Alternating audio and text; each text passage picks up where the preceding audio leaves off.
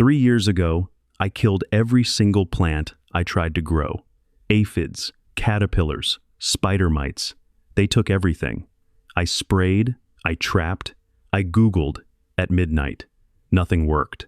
Last summer, I had more tomatoes, squash, and peppers than my family could eat. And I didn't buy a single bottle of pesticide the entire season. The thing that changed everything wasn't a product. It was a weekend trip to Lancaster County, Pennsylvania, where I met an Amish farmer who had never, in his entire life, used a chemical spray on his garden.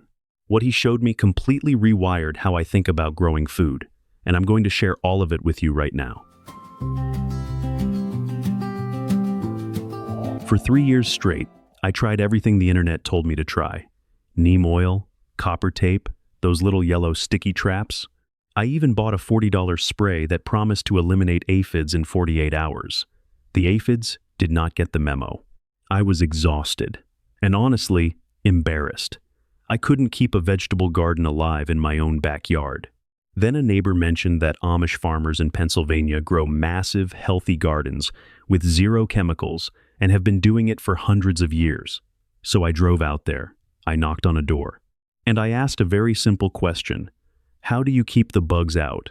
He smiled, looked at his garden, and said, "We don't keep them out.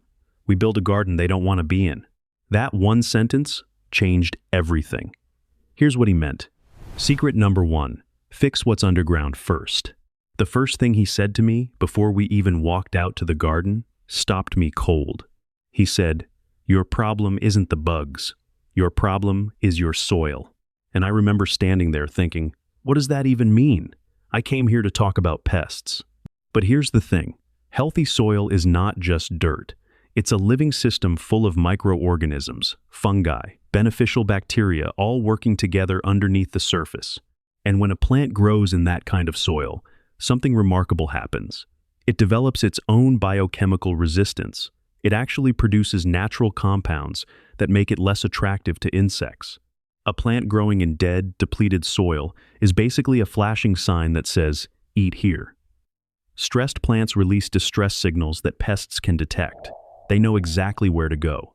A plant growing in rich, living soil sends a completely different message. Most pests move on to easier targets.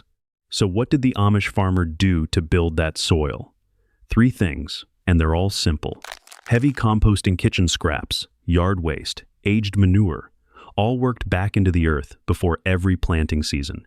Deep mulching, 4 to 6 inches of straw or dried leaves around every plant to hold moisture, regulate temperature, and slowly feed the soil as it breaks down. And he never left soil bare. Not a single patch.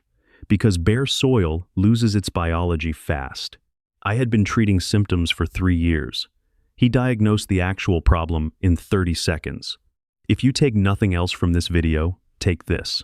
Fix your soil before you fix anything else. Everything you do after will work 10 times better because of it. This is the foundation the entire system is built on. But healthy soil is just the start. What they plant on top of it, that's where things get interesting. Secret number 2 plants that protect each other.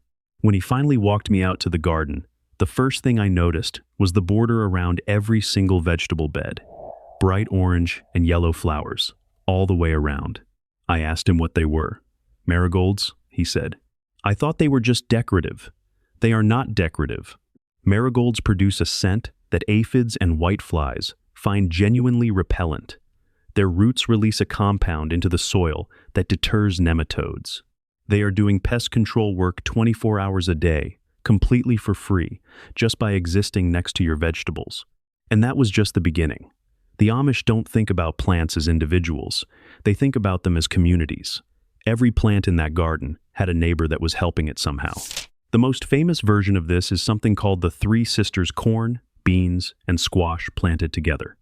The corn grows tall and gives the beans a natural trellis to climb. The beans pull nitrogen from the air and fix it directly into the soil, feeding everything around them.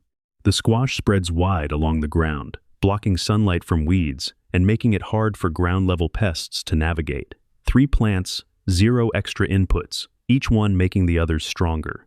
Beyond that, catnip, planted near eggplant, confuses and repels the insects that target it. Horseradish planted at the corners of potato beds keeps the Colorado potato beetle away. Sage near your brassicas attracts predatory insects that feed on caterpillars. None of this costs anything extra. You're already growing vegetables. You're just being intentional about who lives next to who. Here's my honest advice. Stop planting in straight rows of the same crop. When everything is identical and in the same place year after year, you are making the pest job incredibly easy. Mix it up. Create variety. Give them nothing familiar to come home to. The third secret is one I wasn't expecting because it came from the kitchen, not the garden. Secret number 3, what she made in that kitchen. While I was talking with the farmer, his wife was at the kitchen counter doing something that looked completely ordinary. She was crushing garlic cloves with the side of a knife. Next to her, a small handful of dried hot peppers. She put them in a jar of water, stirred it, put a lid on it, and set it on the windowsill. I asked what it was for. She said the garden. Tomorrow morning. That was the spray. That was their pesticide. Crushed garlic, hot peppers, water, left to steep overnight. Strained into a bottle, applied to the leaves of the plants top and bottom every week, or after it rains. Here's why it works. The sulfur compounds in garlic are chemically irritating to soft-bodied insects, aphids, spider mites, whiteflies. They cannot tolerate it. The capsaicin from the hot peppers does the same thing. Together, they create an invisible layer on the plant that insects want nothing to do with. And here's what it does not do. It does not harm bees. It does not harm ladybugs. It does not leave any chemical residue on your food. You can spray it on a tomato in the morning and eat that tomato for lunch. Some people add a small amount of dish soap to help it stick to the leaves. Some add rosemary or mint to the mix. You can play with it, that's part of the tradition. These recipes were never written down in a book. They were adjusted every season based on what was growing and what was attacking it. I want to be straight with you about my own experience here. I started using this in my garden 2 seasons ago. By the end of week 1, my aphid population had dropped by more than half. By week 3, they were gone. I was not expecting it to work that well, but it did. If this video is already shifting how you think about your garden, go ahead and hit that like button right now. It genuinely helps other people who are struggling with the same thing actually find this content. And those people need it. The 4th secret is the one that changed my entire philosophy. Not just how I garden, but how I think about solving problems in general.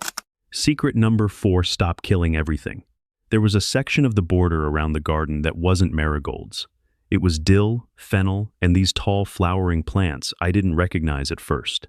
And I made the mistake of asking why he wasn't using that space for more vegetables.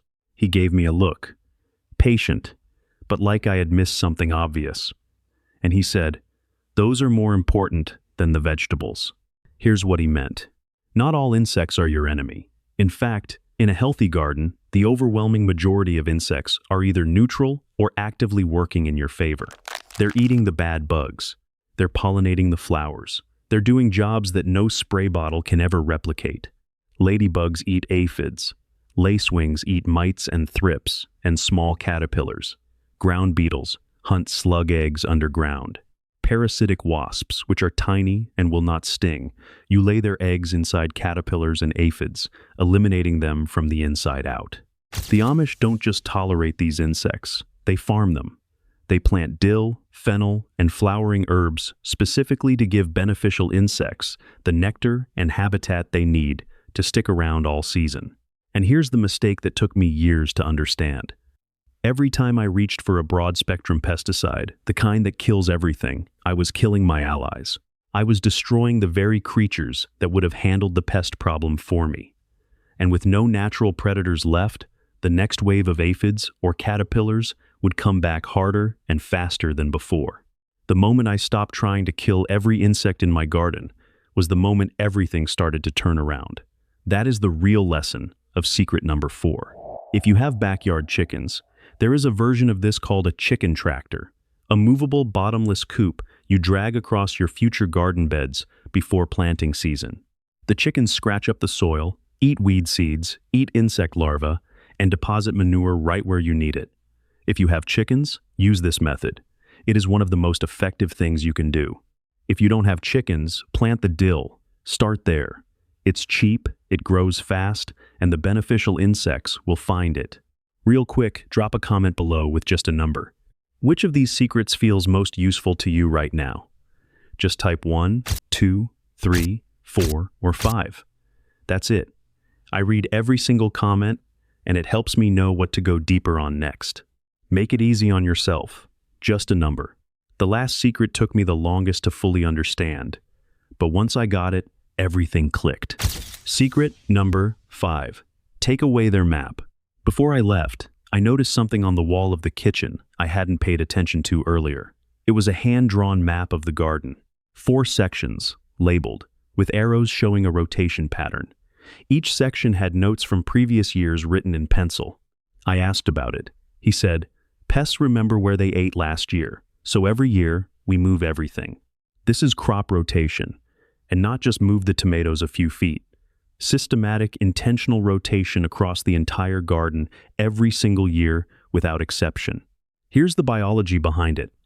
Many garden pests overwinter in the soil or in nearby plant debris. When spring comes, they emerge and navigate back to the same food source they found the previous season, using chemical cues left in the soil.